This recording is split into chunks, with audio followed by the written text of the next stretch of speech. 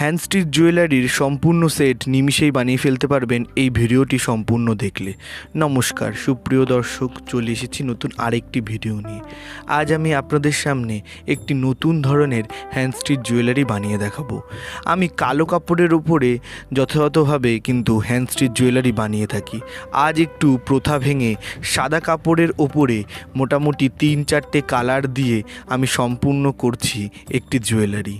এই গোলাপের প্যাটার্ন দিয়ে আমি এর আগেও অনেক জুয়েলারি বানিয়েছি, সেগুলো আপনারা দেখেছেন, কিন্তু আজকে স্টাইলটা একটু ভিন্ন করে এবং নতুন প্রকার কালার অ্যাড করে আমি কিন্তু সম্পূর্ণ করছি জুয়েলারিটি। প্রথমেই আমি শুয়ে সুতো গেঁথে নেওয়ার পরে তারপরে সেটিকে একটি কটন বারের সাহায্যে, এই কটন বারগুলো কিন্তু খুব সহজেই আপনাদের হাতের কাছে আপনারা পেয়ে যাবেন। সাধারণত সবার ঘরেই এইগুলো থেকে থাকে, সেইগুলোর ওপরেই কিন্তু আমি এই সুতোগুলোকে প্যাচ দিয়ে নিচ্ছি। যারা উলের কাজ জানেন তারা তো জানবেন উলের কাটাতেও কিন্তু সেম একই প্রকারভাবেই প্যাচ দেওয়া হয়।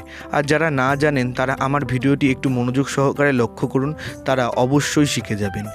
আর এর আগেও আমি একটি গোলাপের টিউটোরিয়াল ভিডিও আপনাদের সঙ্গে শেয়ার করেছিলাম, সেই ভিডিওটি না দেখে থাকলে আমার চ্যানেলে একবার ঘুরে আসতে পারেন, অথবা এই ভিডিওটি ডেসক্রিপশানেও কিন্তু আমি সেই ভিডিওটির লিঙ্কটি দিয়ে দেবো, একবার অবশ্যই চেক করে নেবেন। তারপরে হলুদ কালার সম্পূর্ণ করার পরে আমি এখানে 2 শেডের সুতো নিয়েছি, পিঙ্ক এবং সাদার কম্বিনেশানে।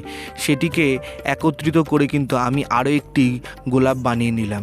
তারপরে কিন্তু এই ঘুরিয়ে প্যাটার্ন দিয়ে, মানে এই 5টি ফোর তুলে তার মাঝখান দিয়ে ঘুরিয়ে আমি আরেকটি গোলাপ বানাচ্ছি, সেটি বানাচ্ছি হলো বেগুনি কালারের।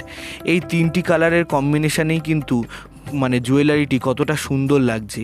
এর ওপরে বানাবো আমি সবুজ দিয়ে কিছু পাতা, তাতেই জন্য জুয়েলারির সৌন্দর্য আরও বেশি বেড়ে যাবে। আমার বানানো সব প্রকার জুয়েলারি কিন্তু আমি পার্সোনালি সেল করে থাকি। আপনারা যারা জুয়েলারি নিতে চাইছেন, অথবা যেই সব জুয়েলারির মেটেরিয়াল দিয়ে আমি এই জুয়েলারিগুলোকে কমপ্লিট করি, সেইগুলোও কিন্তু সেল করি। আপনারা যারা সেইগুলোও নিতে চাইছেন আমাকে ইনবক্স করুন।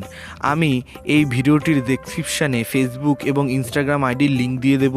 আপনারা আসুন, আপনাদের যা যা জিজ্ঞাসা আছে আমাকে জিজ্ঞাসা করুন এবং আমার কাছ থেকে প্রোডাক্টগুলো পারচেস করুন।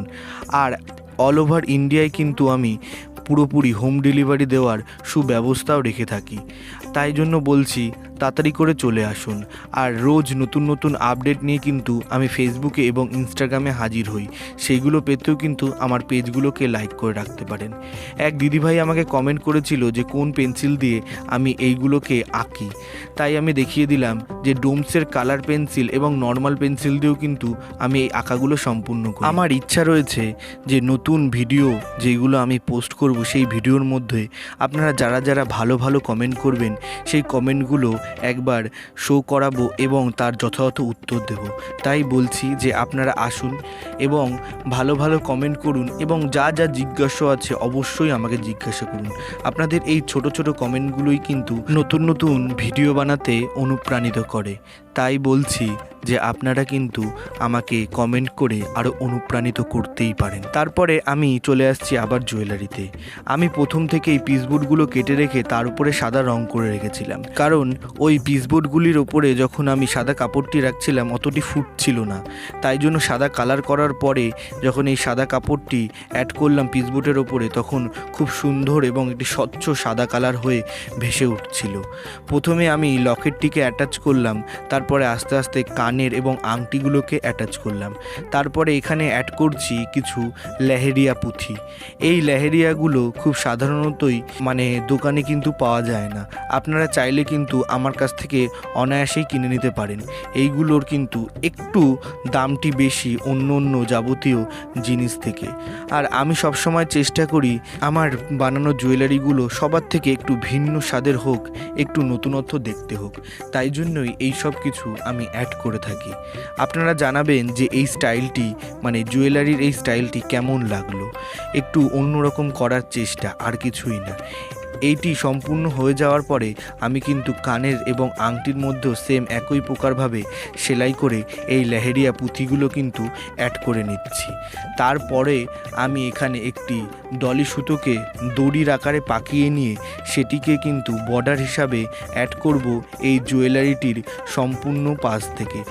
আর এখানে অ্যাড করার জন্য আমি B7000 আঠাটি ইউজ করছি, কারণ এই আঠাটি খুব শক্তপোক্ত হয় এবং ইনস্ট্যান্ট শুকিয়ে যায়।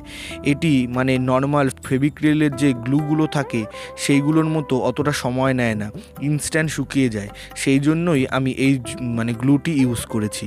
এই গ্লুটি কিন্তু খুবই ভালো মানের গ্লু। আমি যত প্রকারই গ্লু ইউজ করেছি না কেন, এটি জন্য তাদের মধ্যে বেস্ট, মানে সব কিছু আটকানোর জন্যই এই গ্লুটি খুব প্রয়োজনীয়তা আছে।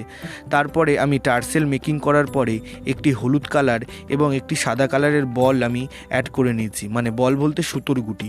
তারপরে সুই সুতোর সাহায্যে আমি এখানে সেলাই করে করে যেরকমভাবে এই লেহেরিয়াগুলো অ্যাড করেছি ঠিক সেরকমভাবে সেলাই করেই কিন্তু আমি টার্সেলটি অ্যাড করব।